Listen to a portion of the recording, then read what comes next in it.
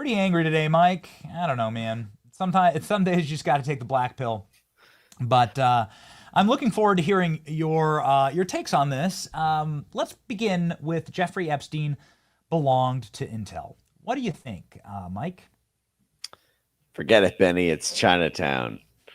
It's uh That's right. I look well I this look is this is I look forward to getting the razor in my to getting the razor in my face soon. Yeah. Okay. Well, what happens next? no, it's this is the great unanswered question, and it's also um I think what you're expressing is what so many people feel on this.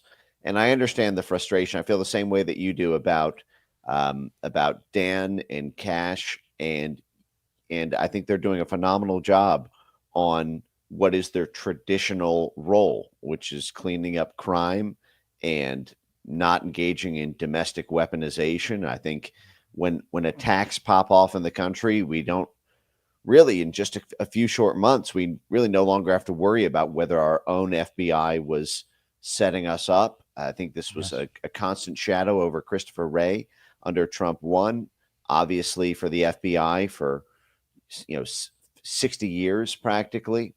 Um, and they've done that with very few friends on the inside, given how outnumbered they are by the FBI rank and file. Uh, I think there is a intense desire from the MAGA base to have accountability for past FBI malfeasance beyond simply doing the job of federal law enforcement.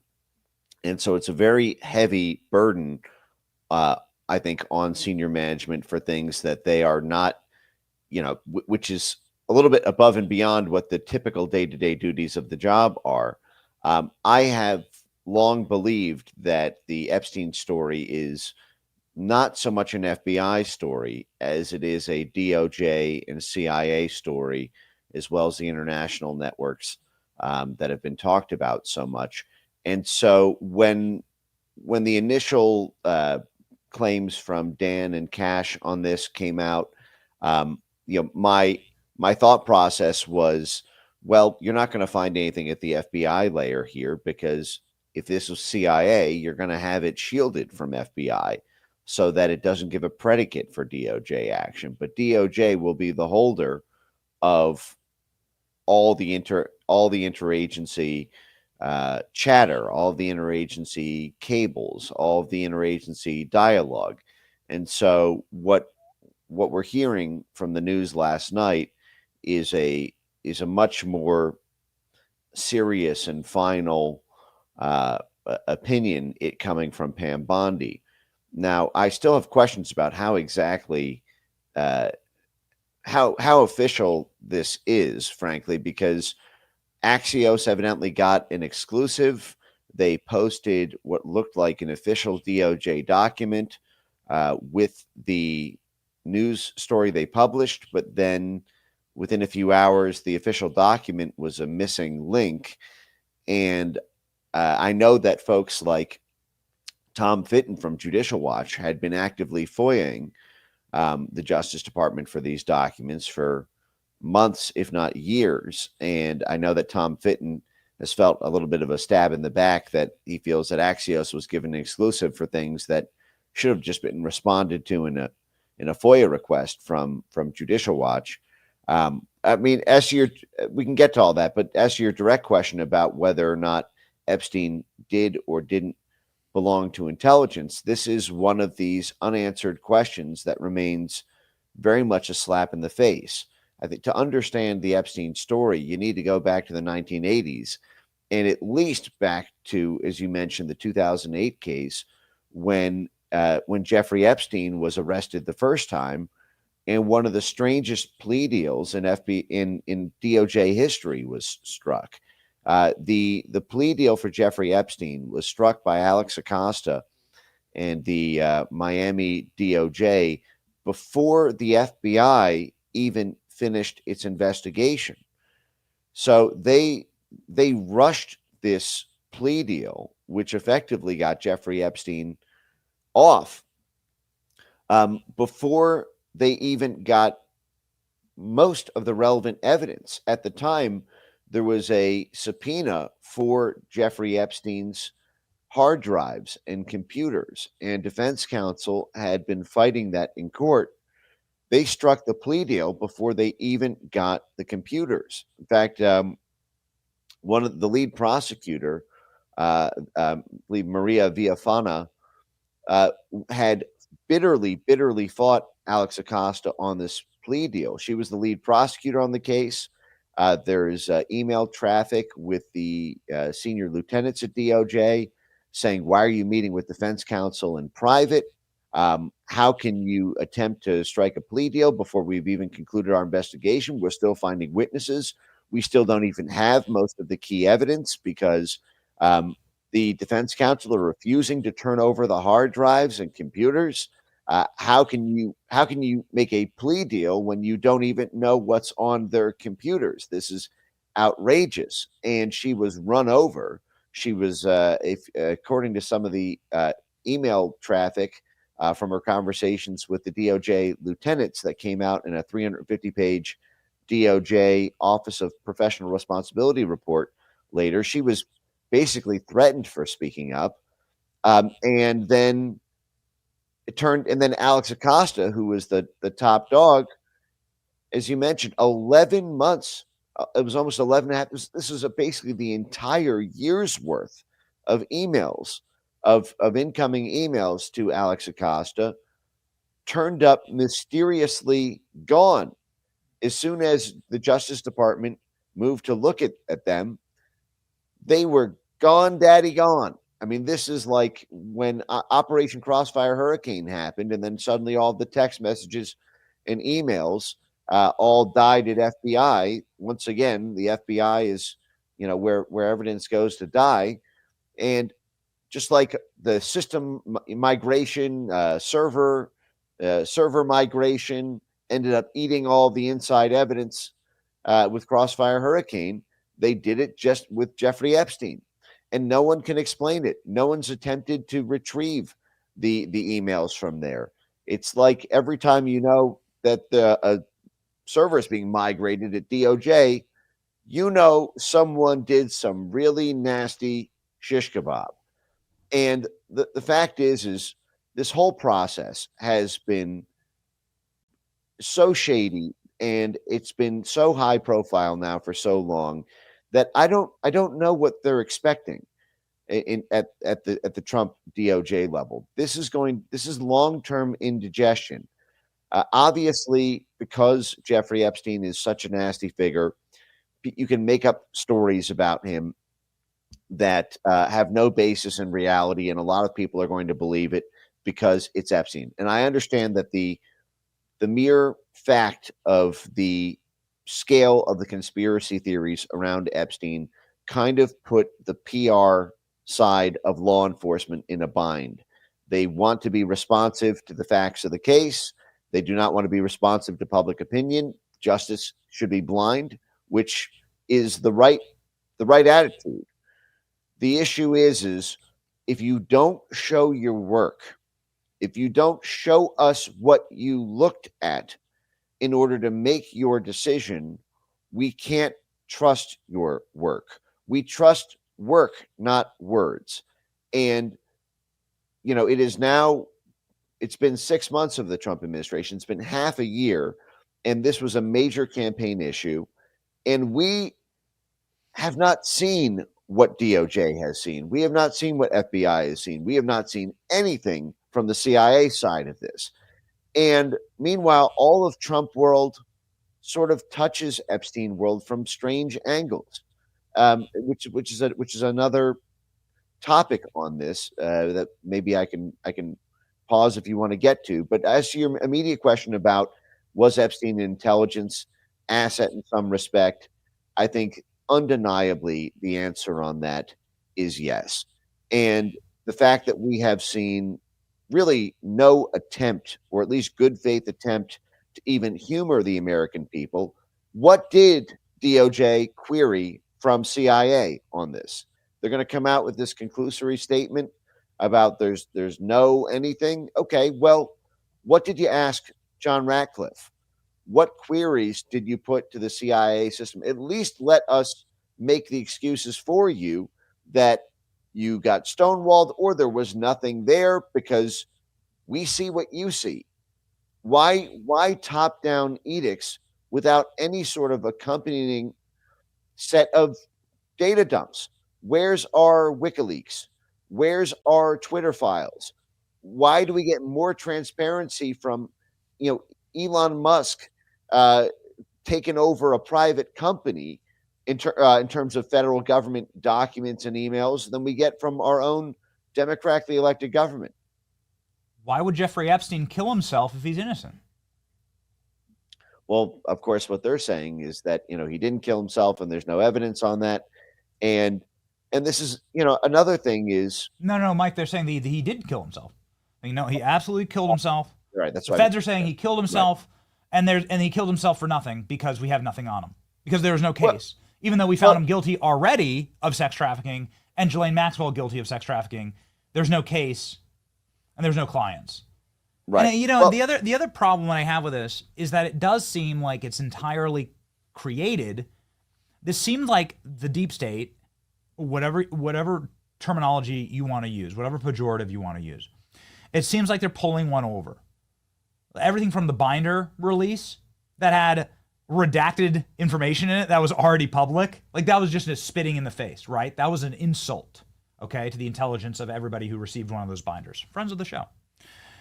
I know that you received one of those binders for your birthday, so happy late birthday, Mike. thank you. This entire thing seems to be concocted to embarrass the Trump administration and to erode trust, to further erode trust with their supporters who thought that we'd actually see something here. And Mike, whoever leaked this to Axios, to break it through left-wing media is also an insult to us. And I yet again colors this release as something that cannot be trusted. It's just been a bungle after bungle after bungle, and it's frustrating. Right. Well, this gets me to the question of, was this actually,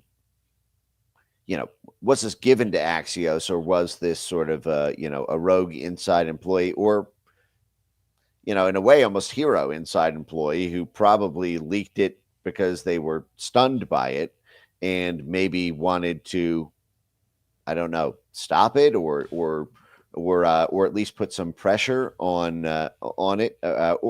I mean, because they didn't name the source. It's not like this person was made a hero from it. I find it a little hard to believe that Axios would have voluntarily gotten this exclusive. I mean, they didn't get any statements on the record from DOJ officials about it, which suggests to me that it was a leak. I mean, if DOJ really wanted to give them the exclusive and they were proud and stood behind their work on this, you would typically see quotes from DOJ officials corroborating or providing additional color beyond what was published, and there was none of that, which leads me to believe that it was a leak.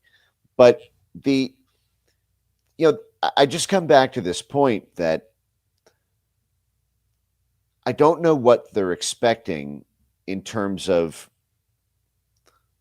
the base's feelings about this. The Jeffrey Epstein died in 2019, and this was a campaign issue in 2024. It will be a campaign issue in 2028.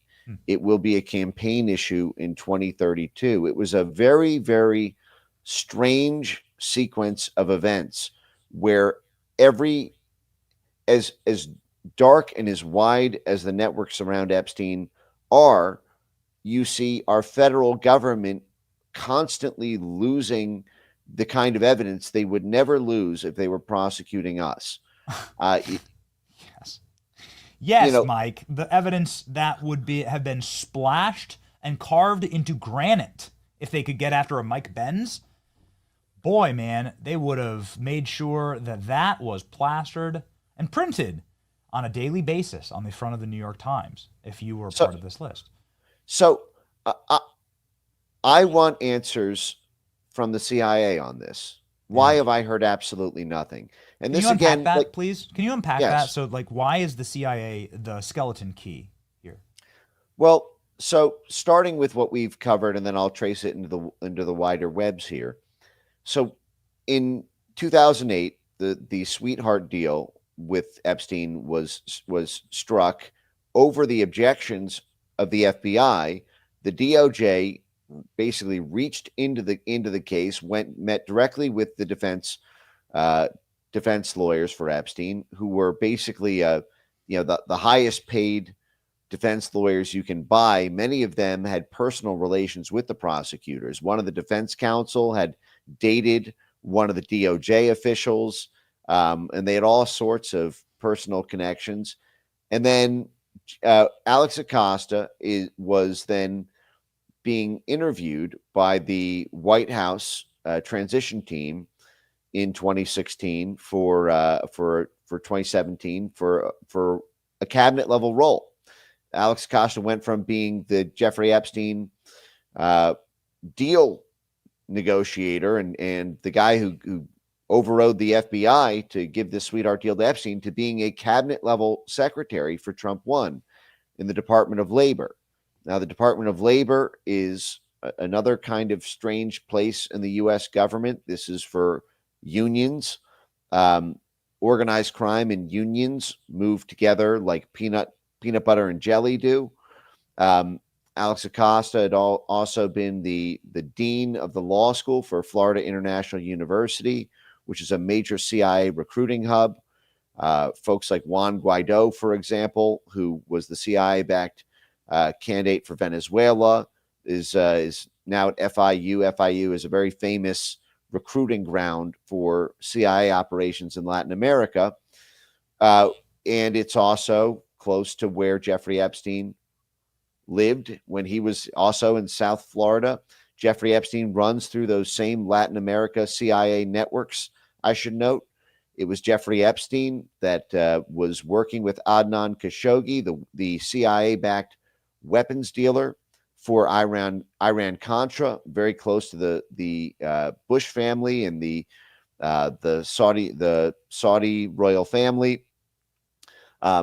So Jeffrey Epstein is connected to Iran-Contra, the CIA gun running and drug running operation from the early 1980s.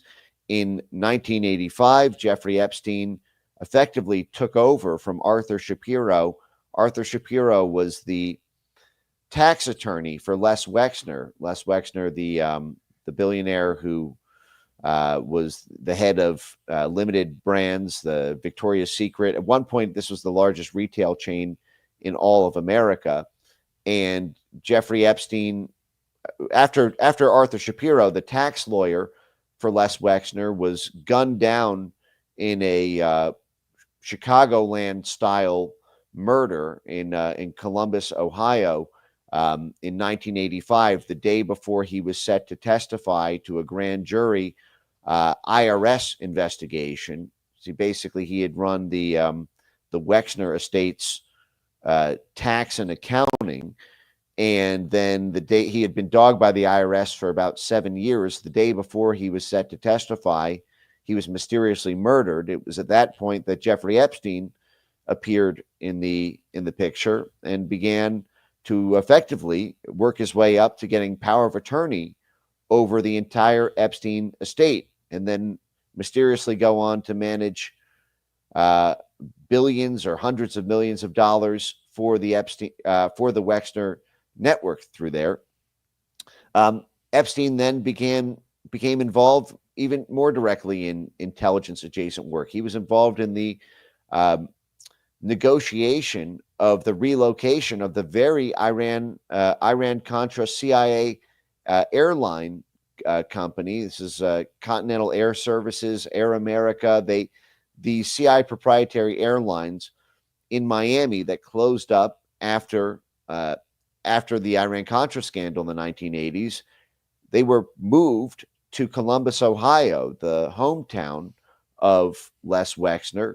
That move of the CIA proprietary airline was negotiated by Jeffrey Epstein. I mean, what kind of access could you and I get to do that sort of thing? And that was said to, to do economic development for Columbus, Ohio, because it was moved to the Rickenbacker Air Force Base in order to basically give the Wexner retail brands access to markets in Hong Kong and faraway distances like that. Well, Hong Kong is another one of these,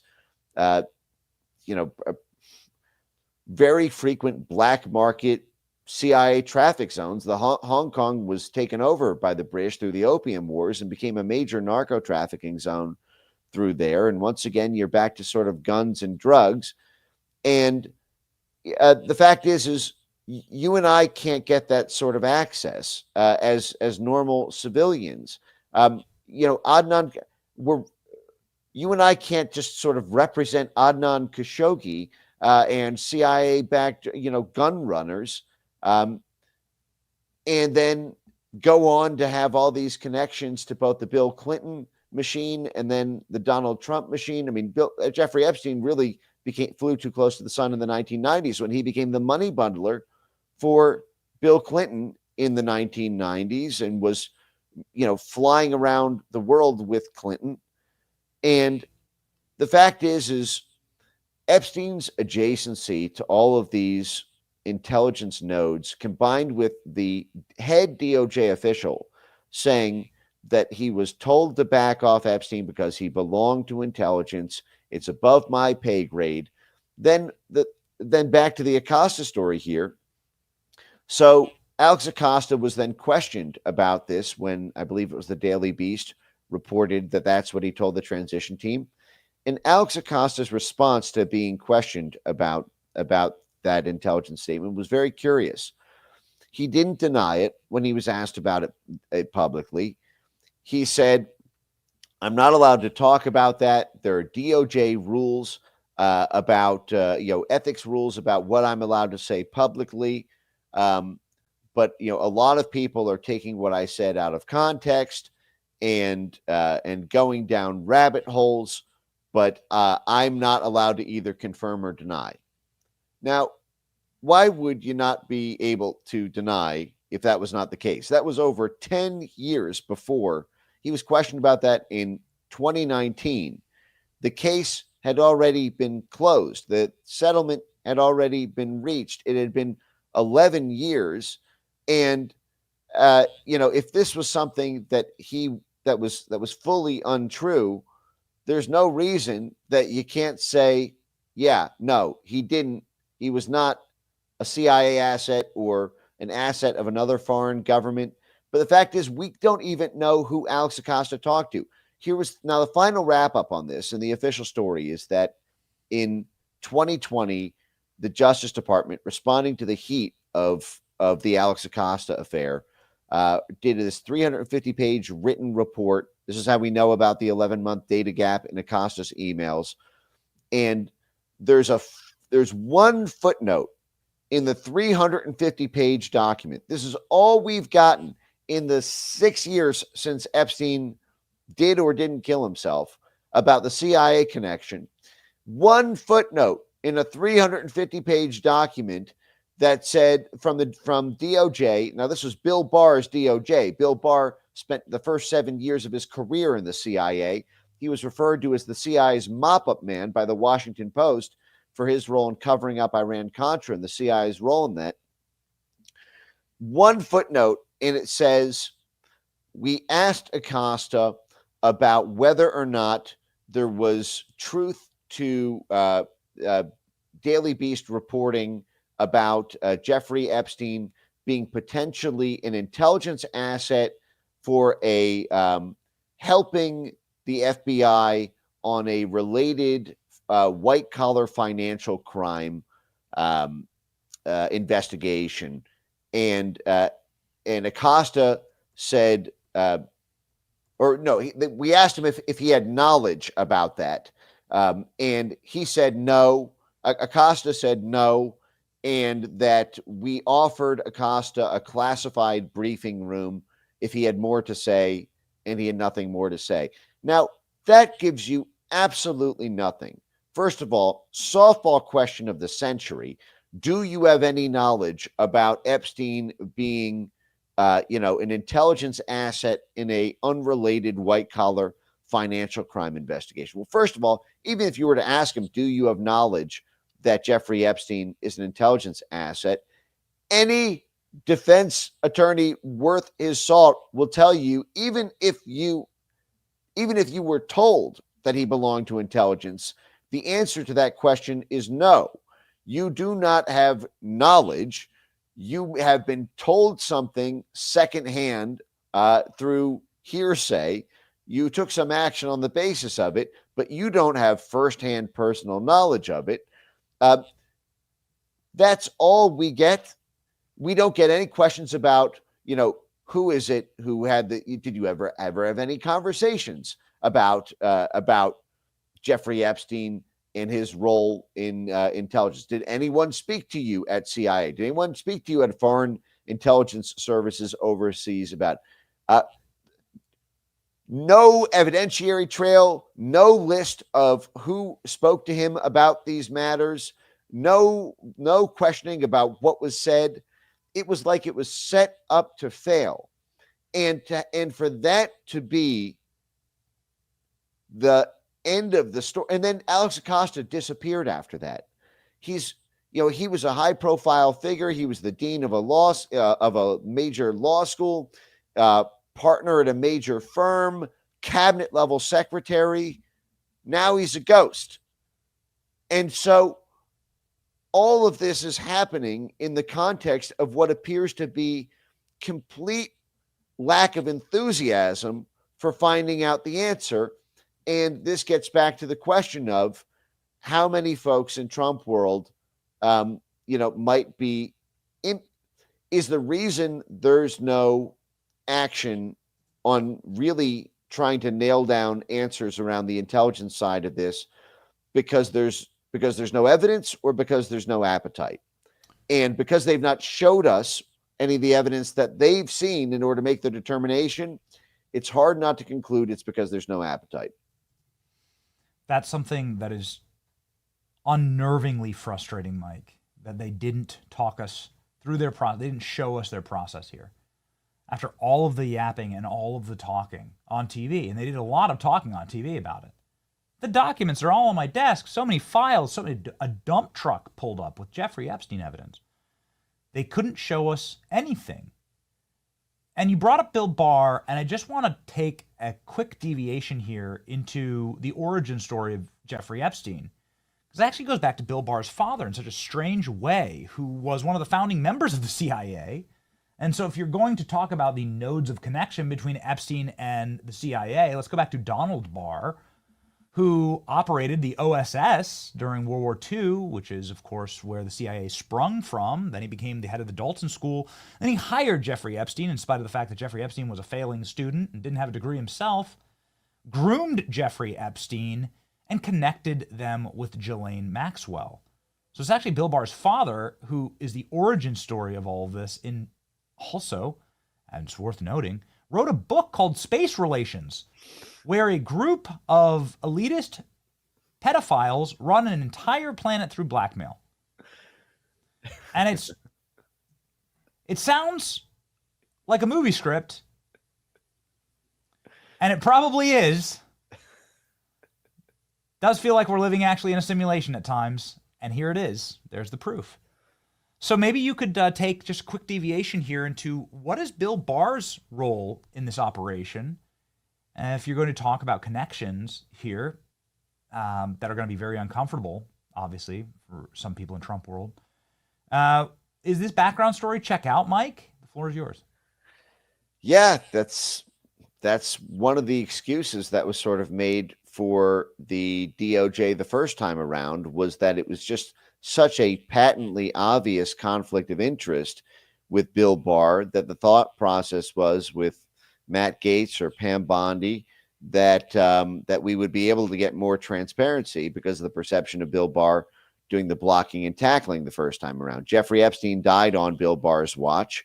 As you mentioned, Donald Barr goes back to the very origins of the CIA, and then Bill Barr started his career in the CIA. He actually, in his own biography, brags that he told his high school guidance counselor that what he wanted to be when he grew up was the director of the CIA.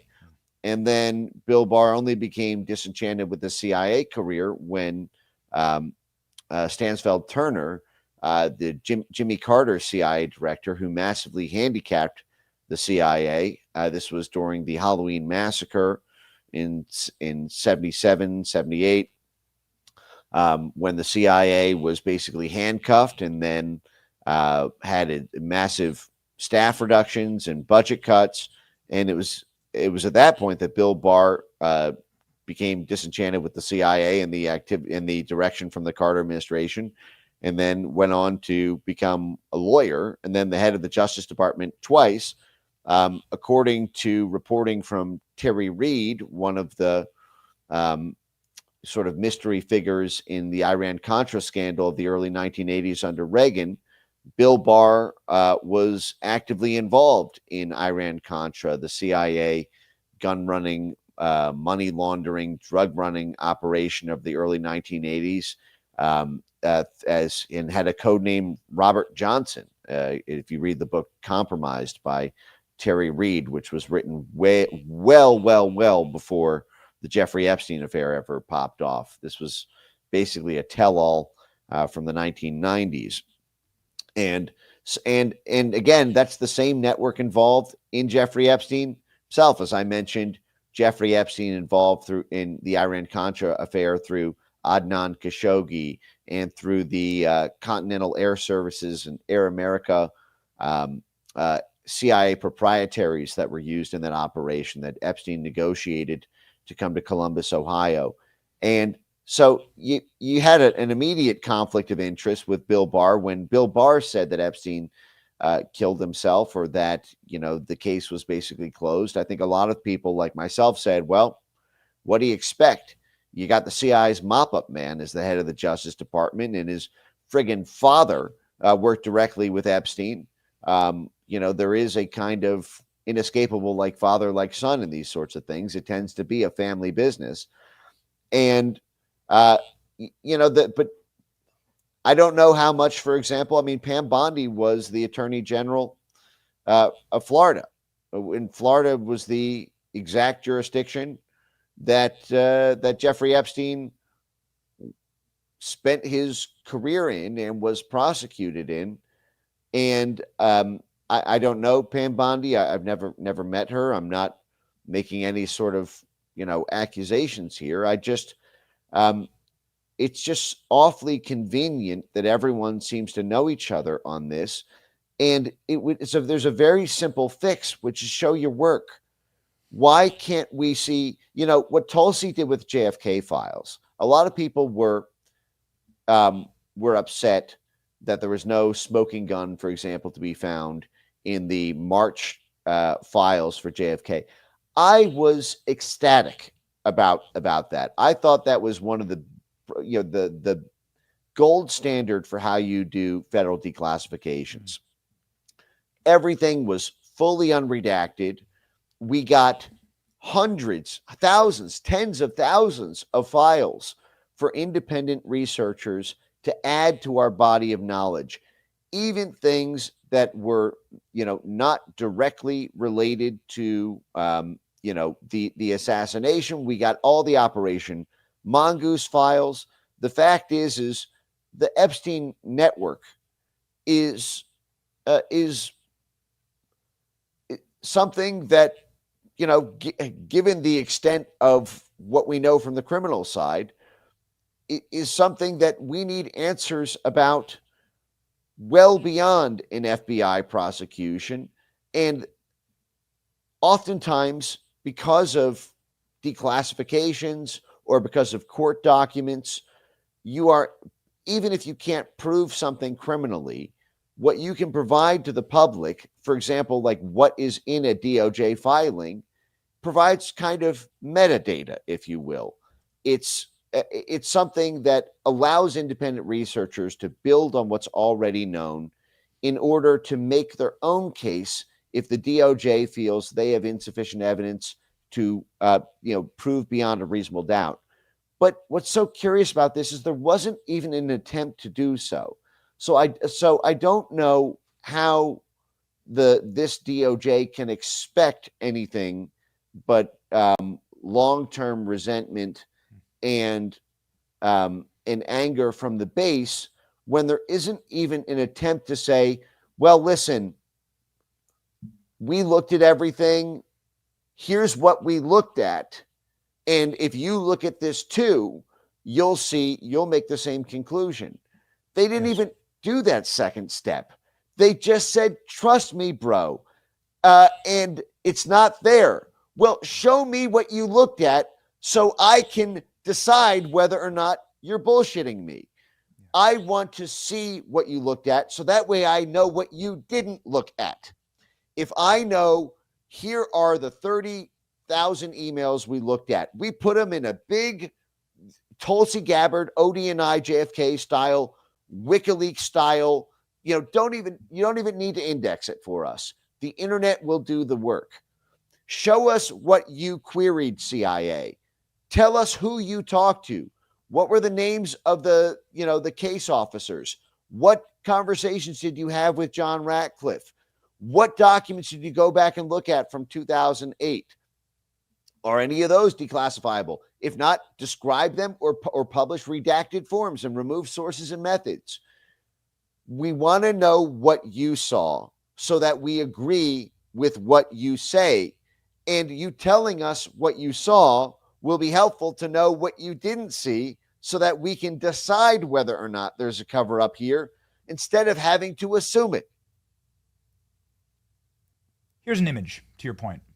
It's Jeffrey Epstein's safe. This image is taken, it's not AI, it's taken by the FBI, and the special agent in charge testified in court that manila envelope included many passports from different nations with Jeffrey Epstein's photograph, but not his real name. That's not child predation material. I don't need any more. I don't need any of that stuff like on the internet, right? Of course, none of that stuff should ever be on the internet. We're not asking to see any type of like horrible victimization photos. I don't want that. It's horrifying. It's despicable. It's wrong. Obviously, we don't need any of that. Why not just show us all the passports that he has? How does Jeffrey Epstein get a bunch of passports from different nations, pretty controlled operation there, without his real name on it? That's not taking advantage of any victim or any horrifying. Like you could just show us that. Next to it is a velvet box of diamonds. Well, where the hell those diamonds come from exactly? That's unique. Like, could you have just showed us some of that evidence? This is all just sitting there, stacks of physical evidence, Mike, that we know that we have. And it's all just sitting there. I get it. I get it. I don't want horrible images of like young victimized people on the internet ever. So I'm not calling for that. But you're betraying our intelligence and spitting in our faces to say that the tens of thousands, and here's some of them, the tens of thousands of hard drives and CDs that have these images on them don't include anyone. That there were no clients. That there were no other people on them. The live recordings of Weezer concerts, actually. That's all. That's right. You're insulting us. You're insulting us. Sure, some of them probably did have Epstein in them, and we already know he's a scumbag. Okay, got it. But like, could you release the names of the other people involved? Like none of it. You can't release even the passports. I guess what I'm saying, Mike, is you're right. They could just show us all the physical. Here's a bunch of physical evidence that we got in all of his homes and stuff. Here it is.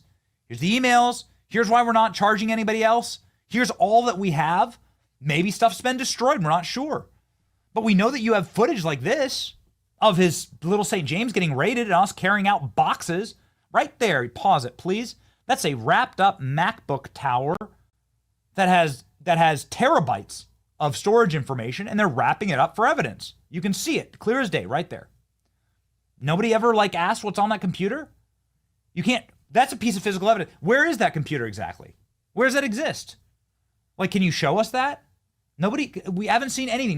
No pictures from the raid. We have seen no pictures from the Little St. James raid. So to your point, it's eroding further the trust. And the JFK release was a masterclass. It was fascinating. There was actually quite a bit of juicy and very embarrassing stuff we talked about on the show. And so I'm left to ask this final question, Mike. It's the last question that I have for today, the last question we have time for today. Is this a noble lie? Is this a grenade that had the pin pulled and has been ticking and is now smoldering and has been handed to so many people so far down the line, and it just gets dropped in the lap of Bongino and Cash, and before it explodes, they just got to duck and cover? Is that what's happening here? What is your final takeaway for this? This is going to sound a little strange, but I almost wish it was the noble lie. At least people put effort into it. When there's a noble lie, there's usually, a lot more work that goes into the cover up that at least attempts to deal with the underlying public pushback. In this case, I mean, let me just make a recommendation, I guess, to the Trump admin, because they're doing so much good work, and they're going to get pilloried for this, and kind of rightly with the rollout. But it's not to take away. I don't want anybody else in the job at FBI. I don't want the MAGA base to because neither Cash nor Dan need to be doing this. They're taking a major haircut. They're taking all the flack. It's a thankless job. They deserve us saying thank you for all the great stuff they've done to end present day weaponization. The thing is, this Epstein thing just gets to the heart and soul of what the American people, it's kind of the perfect embodiment of government, of perceptions of government corruption, because this feeling that elites can get away with anything. Yes. They could even, traffic children in broad daylight with a friggin' Disney island. And if they know the prosecutors, or they're connected to intelligence, or they're, donors to politicians, they are above the law. And for the law department, our Justice Department, to handle it this way, it almost makes it impossible for the admin to get credit for the good stuff they do, because people will just, losses loom larger than gains. And my recommendation on this is, why not have a task force, a public task force, every Friday, take questions from the public.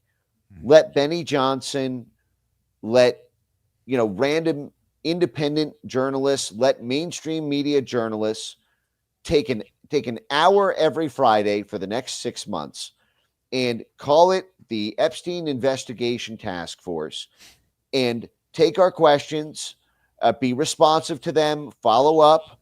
And because here's the other part of this is, everyone knows that the people who know the most about any criminal investigation are not the heads of the Justice Department or FBI or CIA. It's just not. The CIA is busy dealing with Ukraine and Russia and Iran and Israel. The FBI is busy dealing with fentanyl and ICE riots. The DOJ is busy with the friggin' civil rights division reform. Pam Bondi is not the keeper of knowledge on this. But we know that, or at least there should be, case officers, investigators who are the ones who are in these files day and night. Have the most knowledgeable person from the DOJ, from FBI, from CIA, have them meet us, the public, time box it. Say, listen, we're not going to take up the whole admin on this Epstein thing. We're trying to do a million other things, but we're going to give you 6 months, 3 months, whatever it is, and answer our questions live. Put yourself on, like, if you really stand behind this, you should be able to do what Trump does and take our questions live. We knew that, Biden stopped. He disappeared. No one knew where he was for the entire final year of his presidency. Everyone knew that's because he wouldn't be able to handle our questions. Kamala Harris turned down Joe Rogan interview, biggest interview in the world, because being there, taking the questions for that long, Probably couldn't stand the heat in the kitchen. If you really stand behind your findings, you would talk to us. So set up a task force and talk to us. Then there's no hiding behind, well, you can't expect the head of the agency to know this. She's got so much else to do. Okay, send us your best man or woman.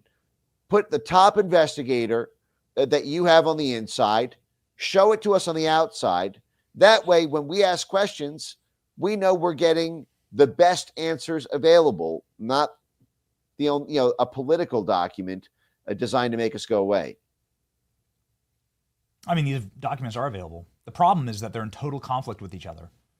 The FBI special agent in charge testified, listen, there was an entire control room in New York where Jeffrey Epstein could operate all of the hidden cameras. There were over 171 hidden cameras in one little mansion, I think funded by the State Department or owned by the State Department. Very strange there. Yes, that's right. Yeah, okay. Yeah, he got a State Department when Amazing. The U.S. government seized the second largest residential building in New York from the government of Iran. They leased it immediately to Jeffrey Epstein, who then subleased it to the attorney from the Pizza Connection and French Connection drug cartel cases. Totally normal, Mike. I call that a Tuesday afternoon. That's what I do. I don't know what you do, how you spend your working days, but that's what I do. I seize government properties from Iran and then lease it through the State Department. State Department's your landlord. Yeah. Okay. All right. Thank you, Mike, for your clarity on this and for your wise advice. I really hope the administration takes that advice. We certainly are taking that advice. You'll see a series here, Mike, that we're going to be launching where we take these principles and we have live questions from the audience. We're going to go and do live streams, and we're going to do exactly this. We're going to go into their offices, and we're going to do live questions from the audience. And we're going to promote it and hype it so that people can come in, and then those questions will be asked live from the chat. And that's like a way to show transparency. Nobody ever questions Trump on this stuff because Trump's standing there 4 or 5 hours a day taking questions. I asked Trump 5 questions last week in Alligator Alcatraz.